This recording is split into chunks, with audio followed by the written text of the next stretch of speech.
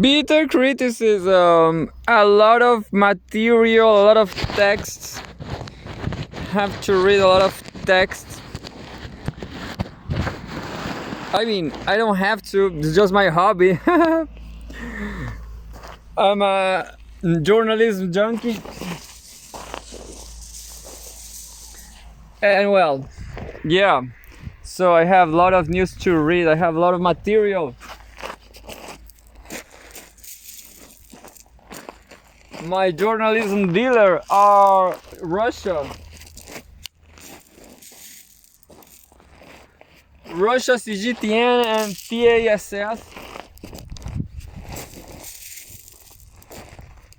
TASS, that's my new channel. I've just read. I just found. Look. Well, I'm gonna quit. I'm quitting. I'm just gonna jump to the bottom. This is a journalist interviewing Lavrov. I've already said that we are not closing ourselves off from the West, but we must understand that nothing will come of the way he behaves except the continuation of confrontation. I guess this is Lavrov, because I don't know if it's Lavrov or is the journalist. I don't know who is this journalist. I don't remember. Just a second. And well, the Akitas maybe the Akitas are lost, but I guess the Akitas by this time they just went home. Dogs, they always go back home.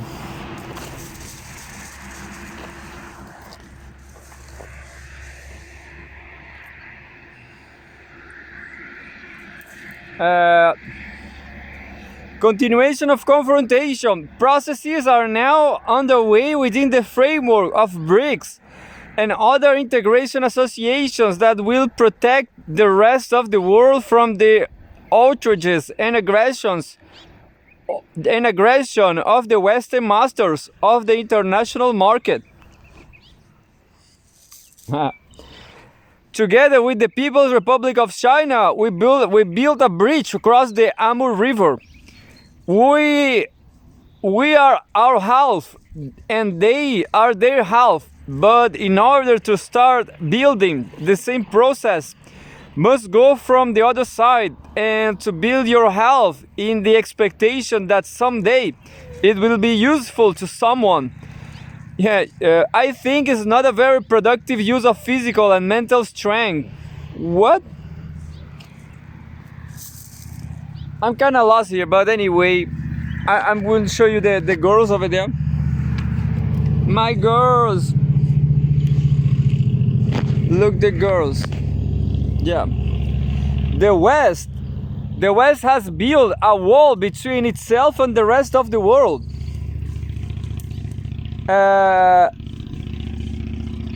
If he wants, let him knock her down.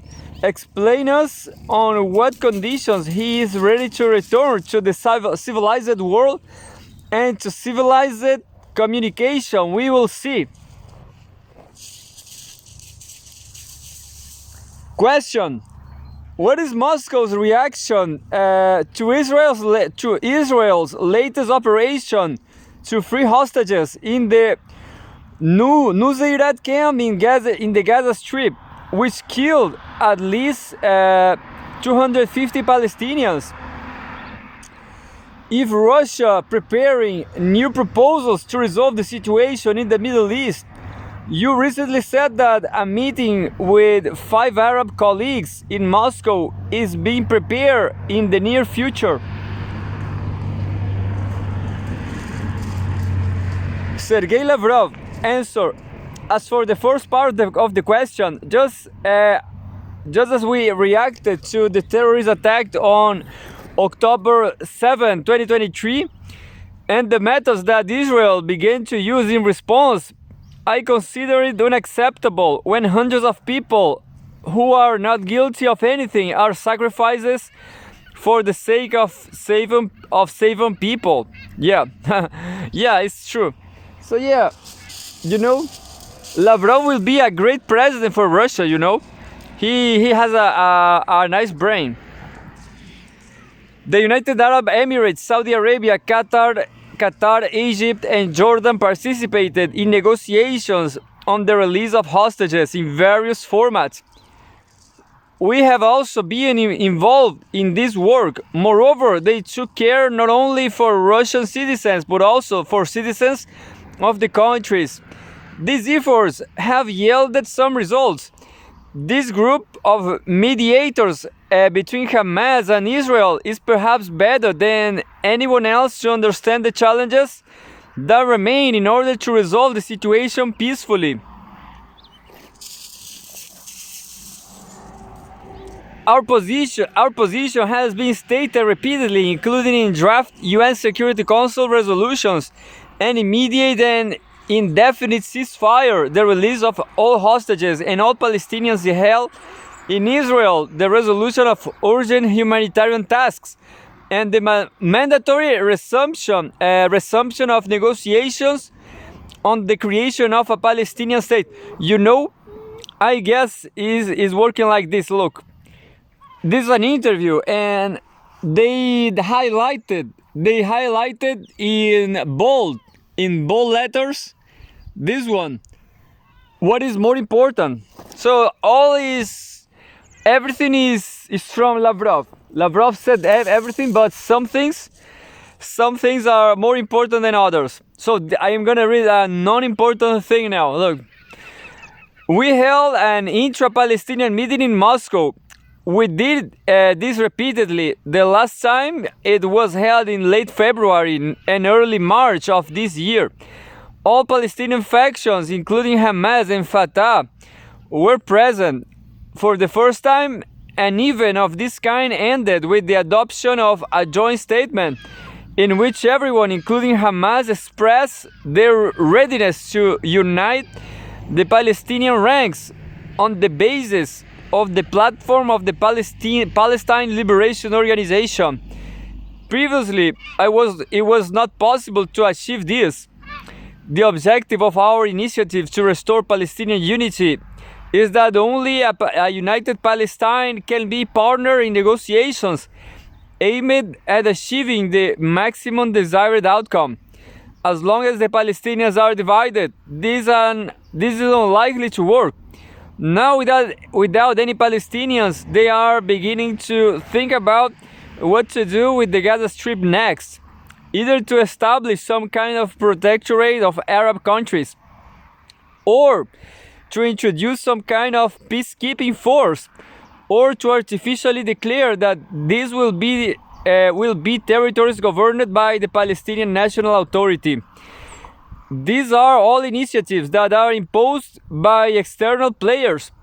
The Palestinians themselves, still in a fragmented state, depend on various external sponsors. Well, this was not important, but I like it. I like it, Lavrov. I like you. You will be a great Russian next president. That will be the headline of this. Lavrov will be a great next president. Not a Yeltsin one. So bold, important. Our idea was to gather all external sponsors, all countries that in one way or another influence, finance and help various Palestinian factions, and agree that there will be no disagreements between these external players, and that they will unite and call on the Palestinians not to play on the existing nuances in the position of external players in order to speak with a single voice at the talks and seek recognition of their legitimate rights in the UN.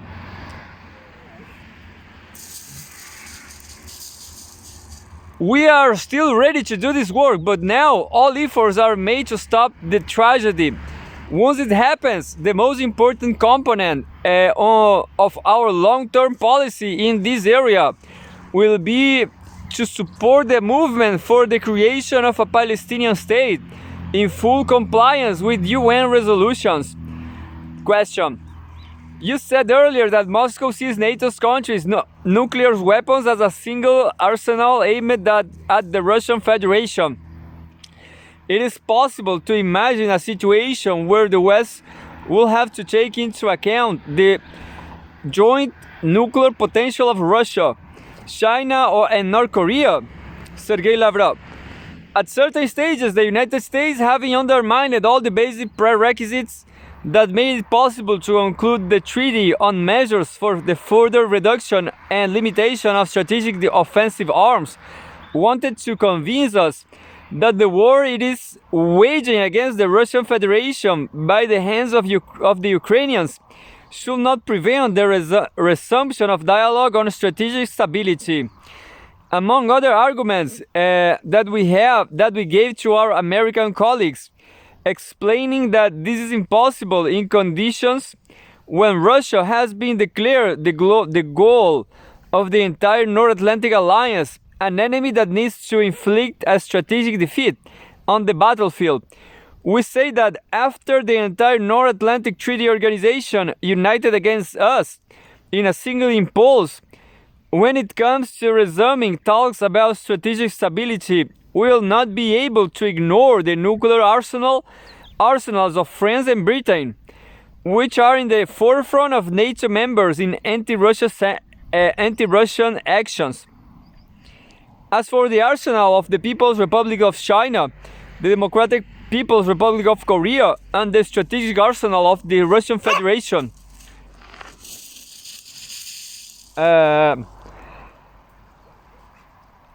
we are in no way united in an alliance. We are united only by the fact that all the three countries have been declared the targets of the aggressive policy of the United States and its allies. That's the whole truth about the world. That's the truth about the world, Mursi.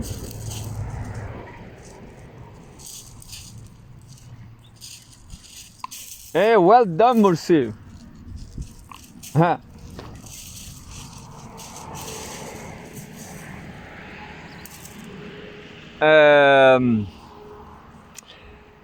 Have been declared the targets of the aggressive policy of the United States and its allies. There is nothing to say about Russia. We see how the situation around Taiwan in the South China Sea is escalating, how China is literally being provoked to make sudden movements on the Korean Peninsula. We see the formation of an alliance between the United States, South Korea, and Japan. They are conducting exercises including increasingly introducing nuclear components into these maneuvers. The situations are not identical, but the fact that we are categorically against playing nuclear provocations and the nuclear card. This was convincingly stated by President Vladimir Putin in his speech at the St. Petersburg Economic Forum. Question: In what context was Ukraine discussed at the meeting of the Council of Foreign Ministers? You have already noted the organization of the event here in the capital of the Volga region. What did you manage to see and appreciate in addition to the business program? Our region was strong and warm relations with the BRICS countries in the framework of the trade relations and of course social and humanitarian contacts. The request of all Nizhny Novgorod residents is to come to us more often, please. Sergey Lavrov, as for what you have seen in addition to the business program, you are so tempted that you cannot tell about everything. Amazing city people. Wherever we are on the streets, on the embankments, there is a such friendly and hospitable atmosphere that all of our foreign guests, without exception, feel in love with the city, with its people, and with its beauty, and with the way you keep the city in an increasingly attractive condition. I was watching a video on YouTube. And it's true, this St. Petersburg city has large avenues just to walk around. It's absolutely beautiful. I hope someday to go there. We talked a lot with the governor of Nizhny Novgorod region, Gennady Nikitin. You can see how much he literally lives in this city and region, how much he and his team do to ensure that both the region and the city prosper. In the final communique regarding Ukraine, all participants reaffirmed their position, stated in particular during the discussion of the relevant topics in the Security Council at the UN General Assembly. That's all it says. In their speeches, some countries, not the majority, mentioned Ukraine solely with regard to the need to move away from any unilateral initiatives and promote a settlement, not by convening get-togethers which will open in Switzerland in the coming days. There, as a basis for discussion, there is no alternative to the completely empty and worthless dead-end Vladimir Zelensky's peace formula.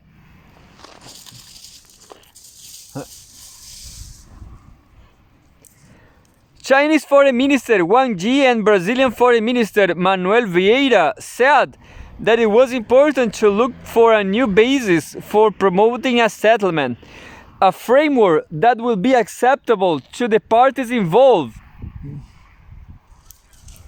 It is clear that the Zelensky regime will not do anything without the permission of the United States. He simply has no right to do so. We talked about this at bilateral meetings with our Chinese and Brazilian colleagues. We appreciate the initiatives put forward at different times by the People's Republic of China, Brazil, and the Republic of South Africa and the League of Arab States. What about India? India looks like India is out of reach, isn't it? India is just the poor partner from the West, isn't it? A special delegation from the League of Arab States visited us shortly after the start of the special military operation. We see these initiatives as a sincere manifestation of goodwill and a desire to help find just ways to a settlement. I have already noted that China's proposals, which were formulated jointly by China and Brazil last year, rightly focus on the need to look at the root causes of the deep security crisis in the Euro-Atlantic region and to address these causes above all. The unacceptability of dividing the world into blocs is also emphasized. Recalling the first question of today's press conference, neither political nor economic blocs will bring anything good. The Chinese proposals, on the other hand, emphasize the need to find a solution based on the implementation of the principle of indivisible security of all parties concerned.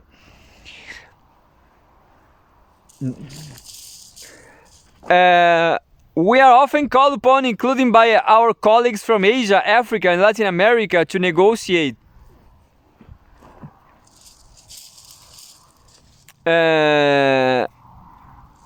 President Vladimir Putin has repeatedly commented on this topic. We were not just ready for the talks. We completed them in April 2022 in Istanbul. A document has already been initiated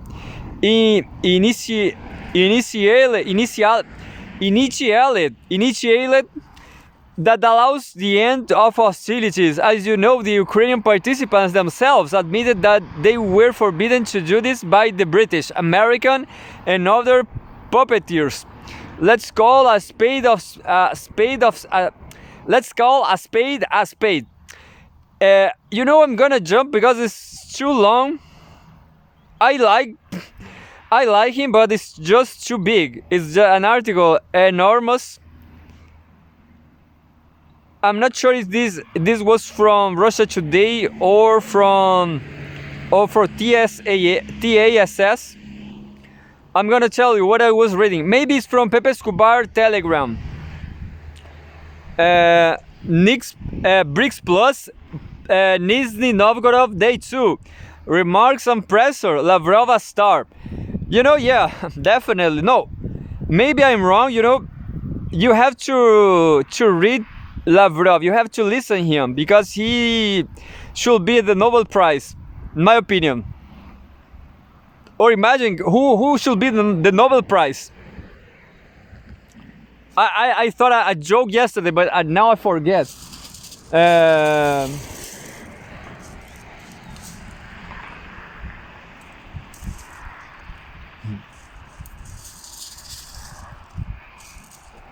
I forget who should be the Nobel Prize. I forgot now. I forgot. June 13th, 2024. June 13th, 2024. Home World News. Timone Bordachev. Why is the EU copying communist Albania? What? I'm not even sure if Albania is still communist. But anyway, here we go. Timofey Bordachev is a nice columnist. He's my 6th now, or 7. Because Johnston, I don't remember, Johnston, he's my 6 or 7 too. So Timofey Bordachev and Johnston, they are my 6 and 7 columnists. The blog has become so paranoid that it's starting to look like Enver Hoxha's much derided dictatorship. Timofey Bordachev, why the EU is copying communist Albania? Enver Hoxha's. I'm ignorant. I don't know. I know nothing about Albania. Yesterday I was reading. I don't know why, but Albania people, Kosovo people, they don't believe in the state, and that's why they act like mafia. That's why I just read yesterday. I don't remember now where. Anyway, I don't know much about Albania.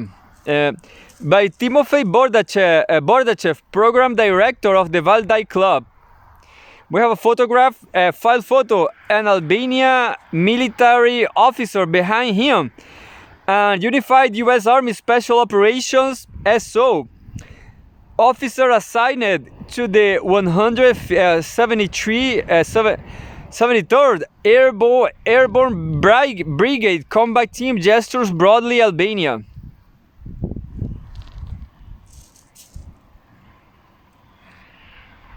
Nah. Well, I'm not sure if by the current day, but if today Albania is a communist state, but who knows. In history, entire countries sometimes suddenly leave the path of normal development and begin to behave differently towards their neighbors. However, while this used to be typical of small and weak states, it is now characteristic of the whole of Western Europe, which was not previously afflicted by the besieged fortress complex that underscores the national consciousness of Americans, for example. Today, the European Union is beginning to resemble Albania during its dictatorship in the second half of the 20th century. Its main achievement was the construction of hundreds of thousands of defenses along its borders with all its neighbors. A program to build 200,000 bunkers throughout the territory of this small country in the Western Balkans was adopted by the ruling regime in the early 1970s and consistently implemented until the late 1980s. As a result, the bunkers were literally scattered all over and become the best known symbol of Albania. At the same time, they expose what happens when paranoia becomes the main driving force behind all foreign policy. Many Western European politicians are now leading their nations down this path. and they are getting away with it. A few days ago, the head of the EU's bureaucracy, Ursula von der Leyen, visited Finland and then happily wrote on social network that she was impressed by how quickly the country had managed to build 50,000 underground bomb shelters for use in the event of Russian aggression. A few years ago, it would have been hard to imagine both the Finns, who were quite friendly to us at the time, putting their country on the defensive, and EU politicians expressing their delight at this. But they are not alone. Our immediate neighbors from the former Baltic republics of the USSR are constantly declaring their intention to build walls, the same hundreds of bunkers or defensive ramparts on the border with Russia. German newspaper are already reporting that the Ministry of Defense has drawn up plans to regulate the construction of shelters and the distribution of food rations to citizens in the event of war with Moscow. The French are holding out so far, but probably because of a lack of funds. Economic indicators suggest that France has already fallen on the level of the countries of Southern Europe. Is ironic because I was watching Eric Romer movies. I was watching France, the campaign, the countryside. What happened? There seems to be several reasons the EU's political systems are mired in crisis. This doesn't just entail the well-known collapse of traditional parties and movements on their replacement by populists like Emmanuel Macron's movement in France or the True Finns in Finland. The whole Western European order, which is designed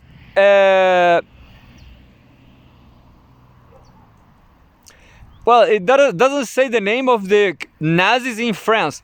This doesn't just entail the well-known collapse of traditional parties and movements on their replacement by populists like Emmanuel Macron's movement in France or the True Finns in Finland. So, thanks to this article, definitely I will give up on Finland. Yeah, I gave up on Finland. What about that? Finland never ever again.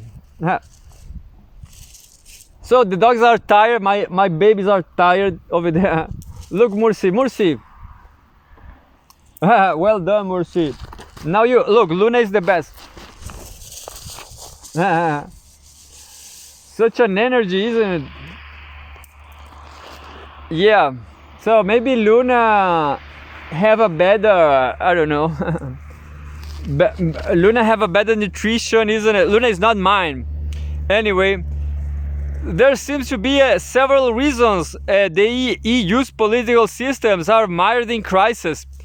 So True Finns, isn't it? True Finns, they are Nazi, of course, I guess. The whole Western European order, which is designed to convince citizens that the status quo is the most just, is in crisis. Is the most just. There is no longer enough money for it. Western Europe's ability to extract neo-colonial rents from the rest of humanity has declined sharply in recent years. The main culprit is China, whose power is creating alternative sources of finance for the poor countries of Africa or Latin America to develop and sustain their populations. The other is Russia, whose military and political capabilities are grown, allowing former European colonies to rely on different kinds of power or on a different kind of power support. Finally, the whole world is to blame for the Western European tragedy simply because it is developing and can no longer be controlled by the shrinking powers of the old world. The Americans are less tolerant too. They are even forcing the EU to finance more and more on their own foreign policy adventures, such as supporting Kiev. That is why the ruling classes of the bloc are using every opportunity to drive their own citizens uh, into conditions of mobilization and make them feel like they live in a fortress under siege. They gained their first significant experience in this area in the 2010s, when Western Europe was flooded with refugees from the Middle East and Africa. Mobilization technologies were then fully deployed during the coronavirus pandemic. At that time, almost all Western European citizens, with rare exceptions such as Sweden, were locked up, and their contact with the outside world was drastically reduced. However, Swedes did not need to be particularly restricted, as they already had the traditional Scandinavian worldview. That's funny. They live inside their houses, their rooms, that's it. At the same time, as strict quarantines were imposed, Western European states were denied the opportunity to choose their own vaccines. The same von der Leyen was put in charge of centralized procurement, giving observers plenty of reasons to suspect her of corruption.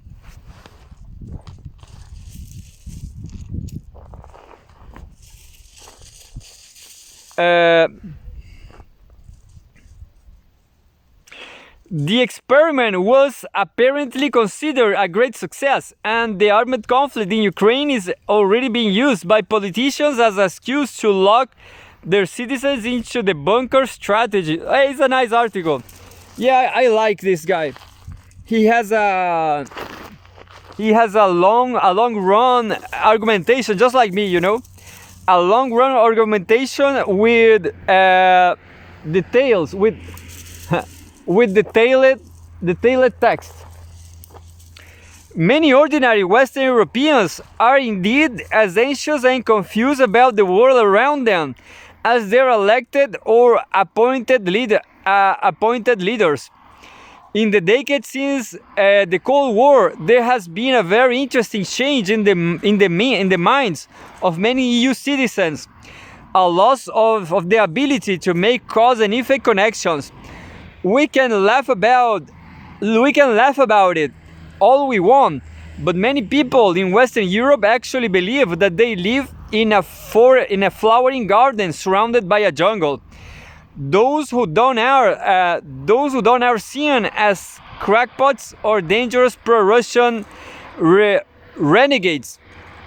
It is difficult to judge whether this is a complete or partial rewiring of the brain.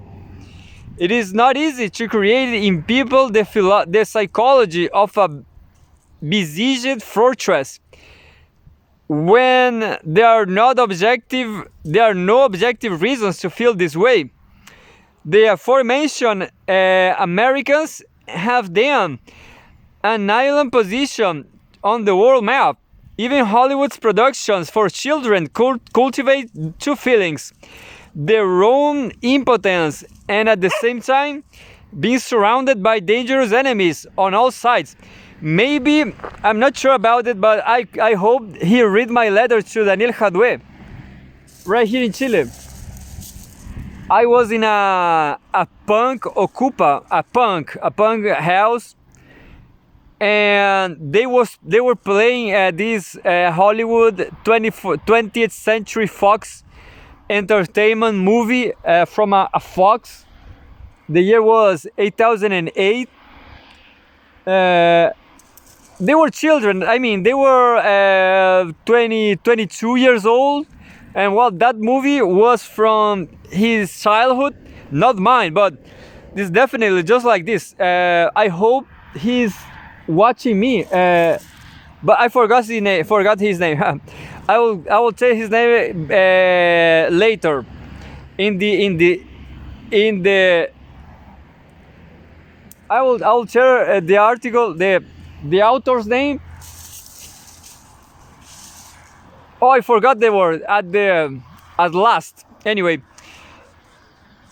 this was not particularly noticeable in the Western Europe before, but there was something else: arrogance towards other nations. If in the case of Russia, it is a pronounced phobia, that's it. Fear mixed with contempt. In all others, it is absolutely unalterated contempt. After the Cold War, most Western European politicians and thinking citizens realized, in principle, that they were doing something very wrong by trying to expand their military and political blocs into Russia's backyard, without seeking to include Moscow itself. The lack of a way to support their own incomes without the predatory treatment of others led them to continue a policy that the best minds in the region itself doubted. The realization that such a strategy will lead to a dramatic outcome was always present among those in the EU. It inevitably forced them to prepare for a confrontation caused by their own behavior.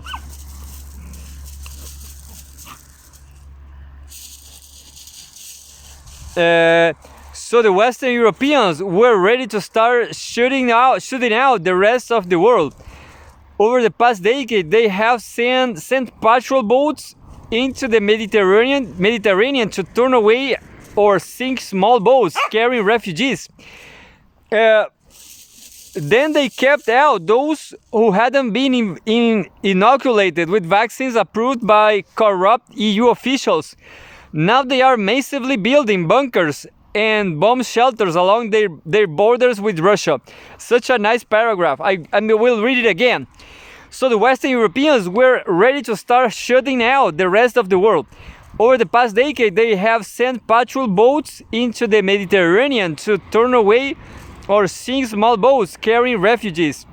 Then they kept out those who hadn't been inoculated with vaccines approved by corrupt EU officials. Now they are massively building bunkers and bomb shelters along their borders with Russia. The EU is entangled in its own mistakes and sees no way out, because for decades it has outgrown the ability to seriously doubt the correctness of its actions. And so for the time being, it is left to walk along the narrow road. Ahead of it is only the construction of new bunkers and other lines of defense in all directions. Russia and its diplomats are now talking quite sincerely about their willingness to resume dialogue with our EU neighbors. But at the same time, we must be prepared for the fact that the distortions of political and mass consciousness in the Western Europe cannot be cured too quickly. This article was first published by Zviglia newspaper and was translated and edited by Russia Today team. You know, I guess I was thinking now, maybe Russia Today is cancelled, is censored in EU. You know, EU citizens cannot read what I just read, so they are absolutely unaware from Russia. You know, they are continuously bombed by Western propaganda, by NSA campaigns. You know, this was from Timofey Bordachev, program director of the Value Club. Yeah, one of my favorites columnists, for sure.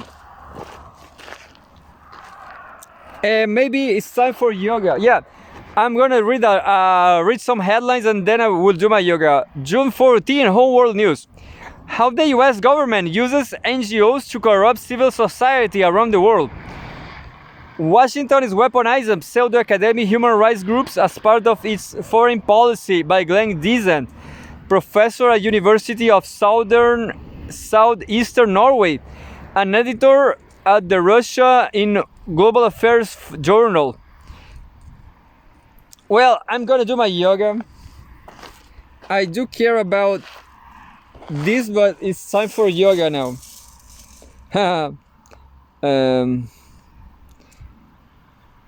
I guess I don't have music. Yeah, I don't have music in anywhere. I will have to do my yoga. I will put, there will be a new one. I will do my yoga listening podcast. You will see.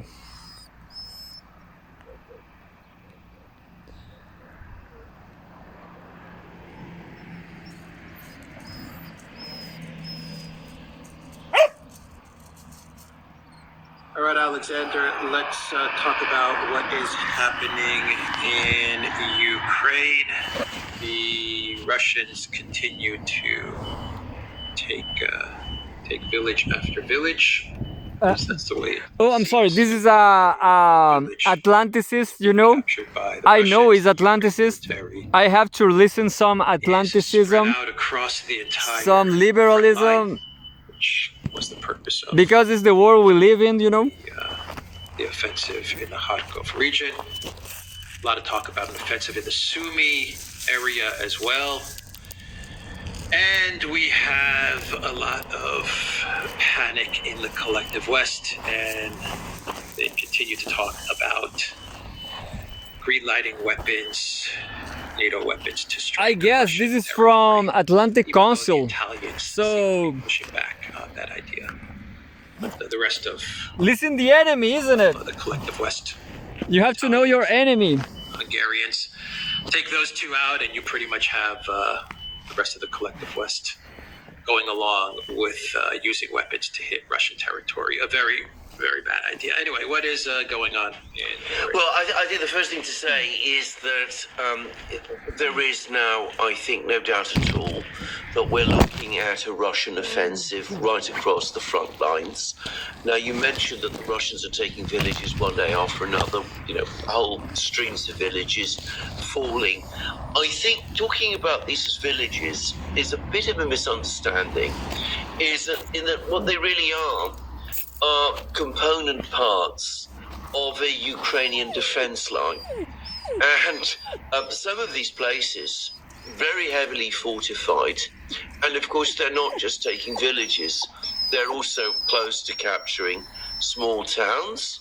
Krasnogorovka, for example, which the German media now is basically telling us is about to fall. There's an epic battle going on for Chasiv Yar, but everybody can see that the outcome there is really hardly in doubt. And I read somewhere in one of the Western media outlets comments by Ukrainian soldiers who are trying to defend in Chasiv Yar, and they're talking about the situation being catastrophic and irretrievable. They're massively outgunned. That the Russians are far too strong, that they're putting up as much resistance as they can in Chasiv Yar, but it's only a question of time before the defences there collapse. And this is going on right across the front lines, in every part of the front lines. It's even happening in Kharkiv region. Now, the point about the Russian advance into Kharkiv region is, as we discussed in many programs, it was to extend the front lines, put more pressure on the Ukrainians. Sergey and Zelensky redeployed huge numbers of troops that Ukraine is desperately short of to try to plug the holes in Kharkiv region. They've both recently been talking about the Ukrainians launching counterattacks in that area. It looks like the Akitas are not here, so I'm gonna free Tommy. Sections of the Russian media as well. So as you can see, I'm not a crazy trying to fight Tommy. I don't want to Tommy fight. But what happens if the Akitas suddenly came out? I saw sometime, maybe 2 times the Akitas they're fighting, and all day fighting. But Tommy was the most problematic. Milou, fight, but Milou retreat, you know? Milou punch and retreat. Tommy doesn't retreat, never. Tommy just take the pain. Tommy just take the attack and keep close to the enemy, you know? I'm not sure who is who. Maybe, I mean, geopolitical speaking, Tommy doesn't retreat, so maybe Tommy is Russian. Maybe Tommy is Russian, but actually he's Argentinian, or because the Dogo Argentinian, the Dogo dog, Dogo dog it came from the Great Dane. So Tommy is like Danish, Argentinian, and American because he's like a pit bull. It's like a tiger. And well, Milou is a Chilean word, mixed. We have in Chile and Brazil, we have respective words for a mixed dog like Milou. We say, because we criticize his bad behavior. Like, look, Tommy is obedient. Tommy is like, I will call Tommy and Tommy will come. Tommy, venga, aquí. More or less, isn't it? So Tommy is forgetting the pedigree he has. Just don't follow rules like mixed dogs. That's why people are kind of, I forgot the word. People make fun of mixed dogs because they don't obey, you know, they just eat trash. They don't behave so well. So this video will be Sergey Lavrov and the other one I read, love each other. Yeah.